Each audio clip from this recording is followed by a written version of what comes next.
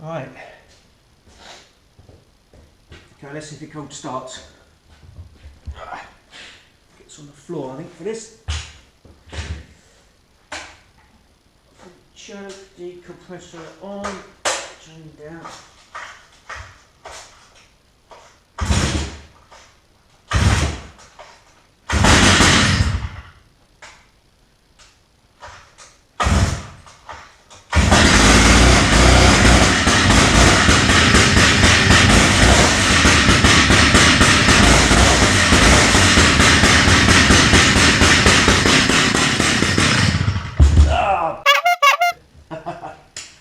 Too cold.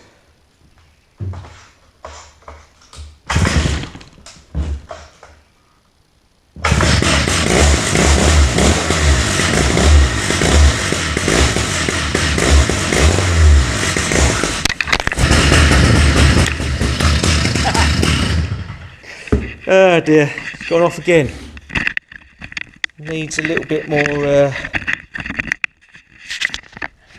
think that needs a little bit of a play with the carb, either the low or the throttle. Let's see. Get her going again. Warmed up.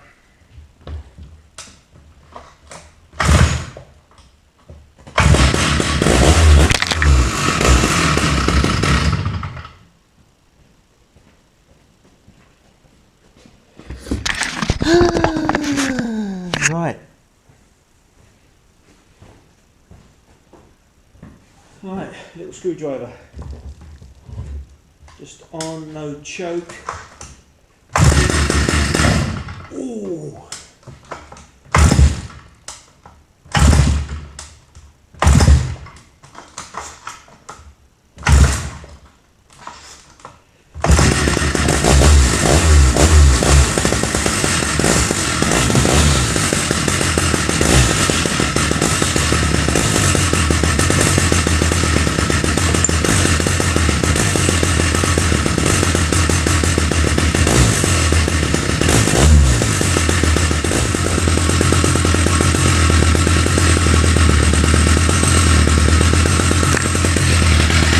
Yeah, well, it's idling, so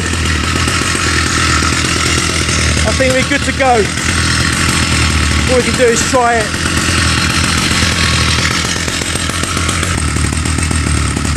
Chain's almost moving there. Doesn't sound fast though.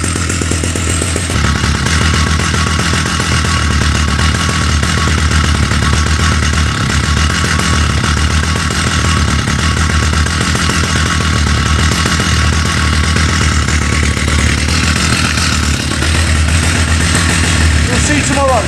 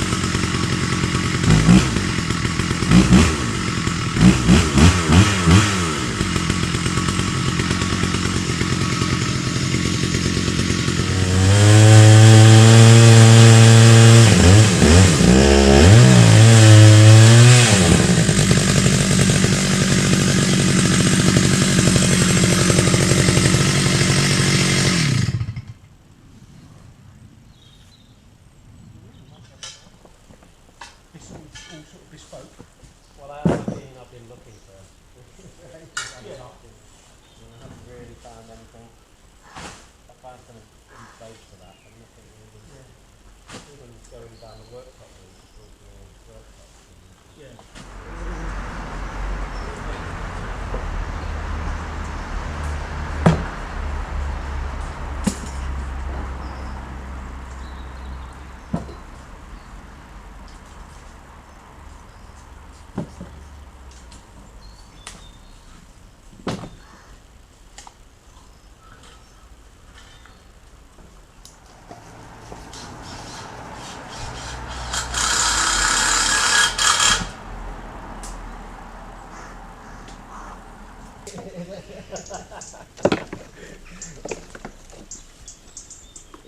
No, it's good to see it working.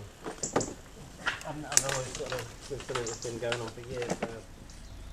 Happy? More than happy. Good. Right, let's just try. This guy's going now. I wonder if it needs a choke.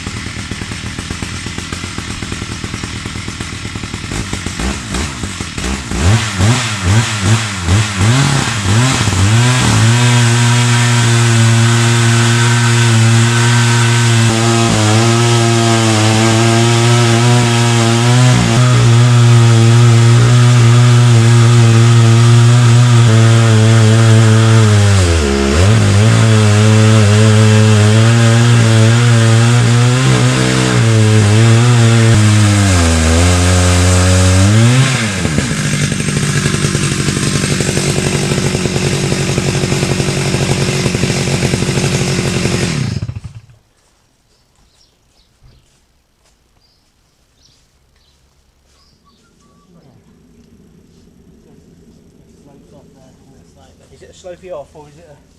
Yeah, definitely a slopey off.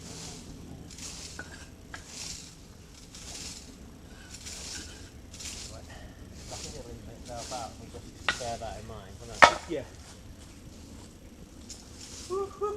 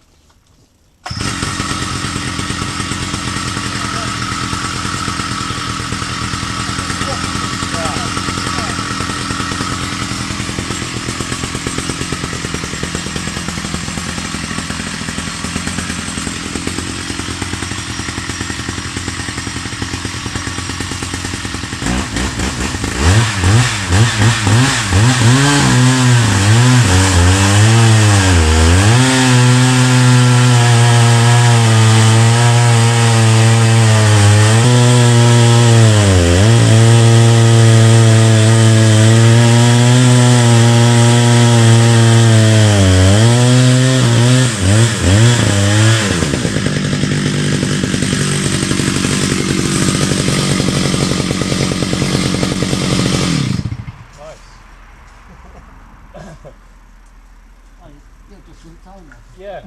Nice. Wow.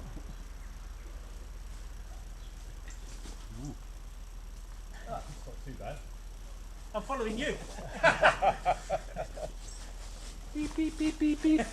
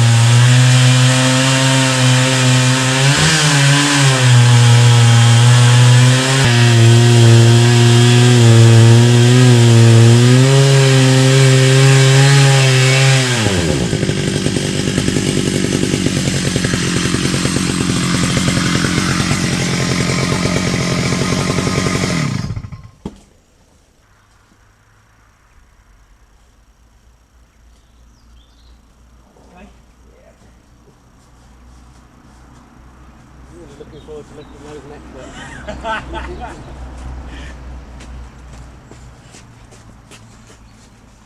Yeah, we should have maybe done that one first. Well, Got weaker and weaker.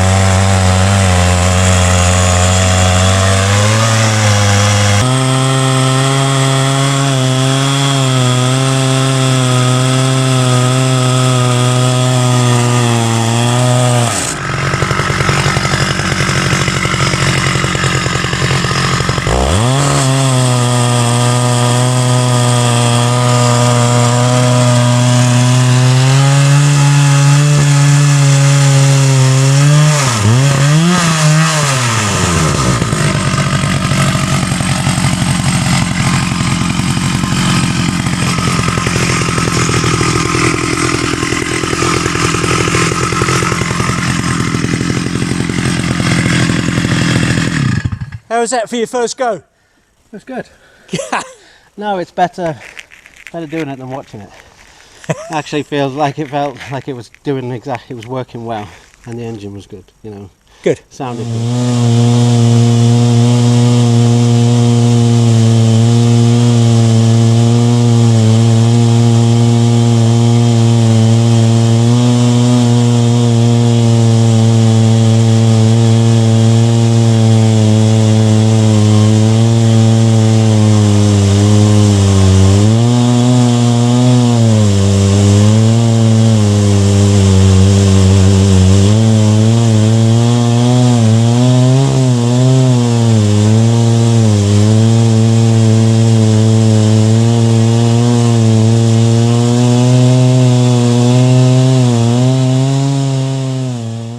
There you go, they're 16 foot long, good couple of feet wide and 2 and a quarter thick. 1, 2, 3, 4, 5, 6, there's 6 there, and I think there's 5 the other side, so good bit of timber, a good little day's machining, I would say. So my fears for the saw, I think in the end were a little bit unfounded. Cutting those longer ones, those 16 footers, we timed it, it was about 6 minutes. So I don't think it's too bad, and it's absolutely sopping wet, that timber. We put the meter on it and it was about 40% moisture content.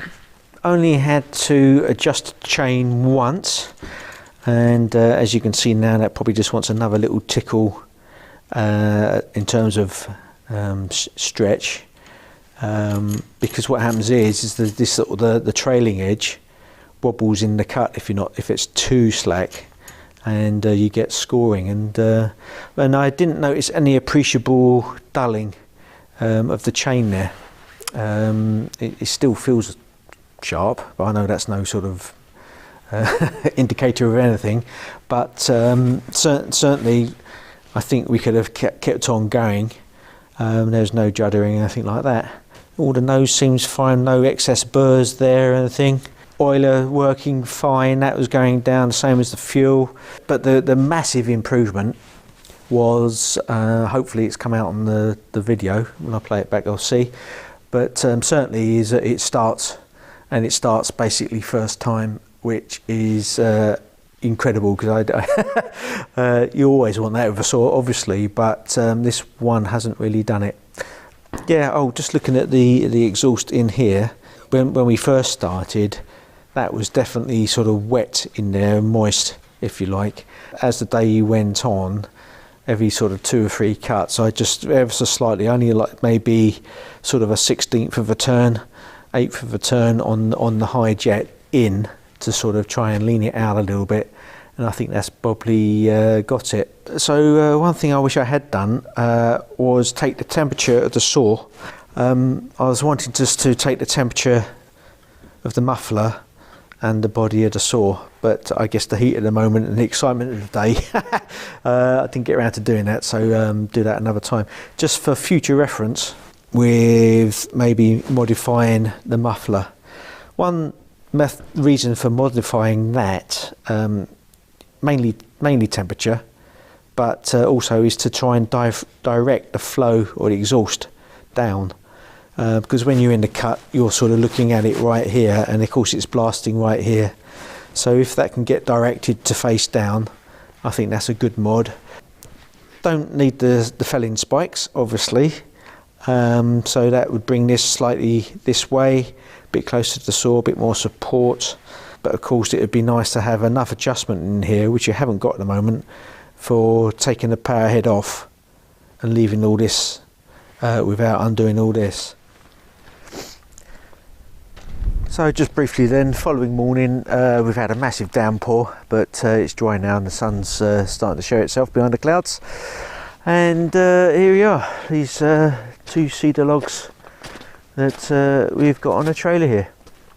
This is the last board that we cut, having cut all day, and didn't resharpen the chain at all. Didn't feel like it changed much, to be honest. But I suppose this is an indication. Hopefully someone will come out on the camera with the light, and it might look worse than it is on camera, but you can see, you know, we've started, or I can't remember which way around, he's either started or finished here, and that's basically smooth really. You definitely wouldn't get any better than a bandsaw on there. But then here we've got some ridges, and then it stops and it starts, and I think a lot of these ridges here, or grooves, gouges, are basically the back side of the bar with a loose chain. And judging by how loose the chain is on the saw this morning, yeah. And so just to confirm, look, here's the saw, and that's 2 slack. Definitely, you know, that at least needs to be in the bar groove like that, doesn't it? So you can imagine that on the trailing edge, it's going to rattle and wobble, and yeah, so it's not being controlled by the bar at all. So that's well, it is a mistake, isn't it? But should have kept an eye on that. I think that's what it is. There's relatively terms, that's a bad one there, although, you know, it's not going to make a lot of difference to this sort of section of timber really. It's well within the sort of depth of machining this up, planing it and things like that, if you wanted to keep it like that. So, but it just goes to show it's the subtle techniques. If you're going to be doing this and you wanted, you know, a consistent finish, let's say, then yeah, you have to pay more attention to you know, feed speeds, speed of the actual saw, the sharpness of the chain, and I think in this particular case the tension in the chain as well. As I've said earlier, my bar doesn't have a wheel on the nose, and so it's just you know, the hard carbon steel friction, and so I don't really particularly want to run a super tight chain really. So, but I think this here is actually a bit too slack. So yeah, things to look out for. 1, 2, 3, 4, 5, 6, 7 cuts there. 8, 9, 10, 11, 12, 13. The other log that we left at the client's, they had 6 1-inch boards and 2 2.5-inch boards out of their log. It was a bit smaller and a bit shorter. Used about 5 litres of fuel. Spent most of the day gradually backing off, sort of like a 16th turn at a time at the high screw, just trying to get that sort of perfect tune. And it's difficult really. Well, not difficult, it's tricky because you're in the cut and you think the saw's working, or is it actually slightly bogged down? It's quite difficult to hear that to the untrained ear. But I think we got there in the end, and we did it about 6 minutes to slice through one of these longer ones we found. And that's not pushing it hard or anything like that. That's just going along tidy. Right, so finally then, all off the trailer and stacked up in stick. So yeah, the two logs there, one on top of the other. So it's off the ground, and then we've got the sticks here to separate the boards. These ones are about 3/4 of an inch square. It's about as narrow as you want to go. Good inch square, at least, really, ideally. So yeah, painted the ends, the end grained ends here, just to try and reduce the moisture from coming out of the log too quickly, because that can make the ends of these butt logs to split badly. So as you can see here, there's a little bit of check in there, but I think that's almost pretty much from when the thing was felled and was just left. But yeah, so I've just got some PVA glue on here just to seal the ends. You can use whatever you like really, old paint or the actual proprietary stuff, which is like a sort of wax paint, but I just what I had in stock. So that's PVA wood glue, just on there neat. There's a couple of coats, and you probably can't tell from the camera, but that is actually quite a sort of solid sort of surface on there now.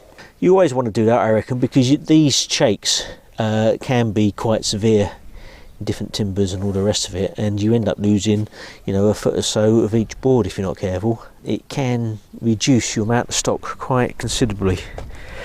Right, so your sticks then, make sure that you've got rid of all your sawdust and any other sort of dirt and detritus on these faces in here every time you stack them, just to sort of clean them up. And your sticks themselves ideally want to be dried timber to start off with. These want to be a good sort of 8, 10, 12% moisture content at least, these sticks, because if they're wet like your timbers that you're drying, you will end up getting quite severe sticker marks, which is like a stain in the timber. So start off with dry sticks if you can. It's not quite, well, it's not ideal at all really here. It's air drying, so it's off the ground. Ideally, I wouldn't have any of all the weeds and everything underneath there. That would be a, you know, another foot or so higher. You know, a clean gravel or something, no weeds or grass, just to stop any mould, mildew getting on that bottom log. And ideally, we would have some sort of cover over this to keep sort of direct rain and direct sun off the log. So it's just the air circulating slowly throughout the year that's making this dry really slowly. So the whole point of drying slowly is that the moisture comes out of the log, out of the timber, at a rate that the timber can shrink sufficiently. If you dry it too quickly, then the moisture leaves the log too quickly and it starts to crack, warp, shake, God knows what. So in a sort of an attempt to try and get this to become as stable as possible, it's just being air dried, which is basically leave it out so the air can get around it, and it will just, the moisture content in that log will get to your local environmental moisture content, if you like. And here in the UK, that's about 18%, something like that, 18-20% moisture content. So at least over half of what, when we milled that log, it was just over 42%, something like that, I think it was.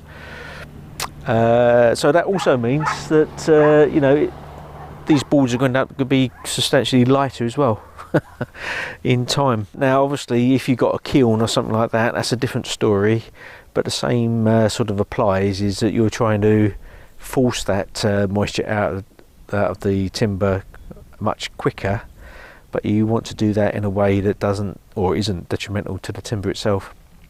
Interesting, this end, these two ends here, that has got just as much PVA on as the other end, whether or not the rain has got to it a bit or it's just shaded more. It's not as sort of white, is it? So that's interesting, but it's still, hello cat. Yeah, it's still as sealed, if you like. So maybe it's more sheltered this end. They're 2 1/4 thick, all those. So in theory, it's a year per inch of thickness. So here's an example of sticker marks, stains. This shed's been up, I don't know, 7 or 8 years now, and they're treated timber boards, but they haven't been painted or anything since they're up. They've just silvered naturally. And you see that dark board there, you can see the light horizontal, well, that's a sticker mark. And then not the next one, but the next one again, you can see that again. It's definitely is a thing. And if you've got nice timbers that you're using on joinery projects and things like that, it can be quite an issue if it's done incorrectly. We're around the north side of my shed, and these boards aren't so silvered, and they're a little more sort of dirty. They're obviously greening up a little bit more sort of mossy, sort of mildewy type thing. But yeah, look, there's a sticker mark there. So it's basically like a sort of heavy duty stain, really. Another one here, look. And that's, like I say, 7 or 8 years of weathering. Look, there's another one there. So part 1 of milling this was the previous video of the Stihl 084, trying to get it running. Hadn't been running for a while. Did a bit of maintenance to it essentially, and then we've set it up in the Alaskan mill and had a day milling this stuff. So I hope that has been of interest, and if you like it, give us a thumbs up, and we'll see you in the next one. Bye for now.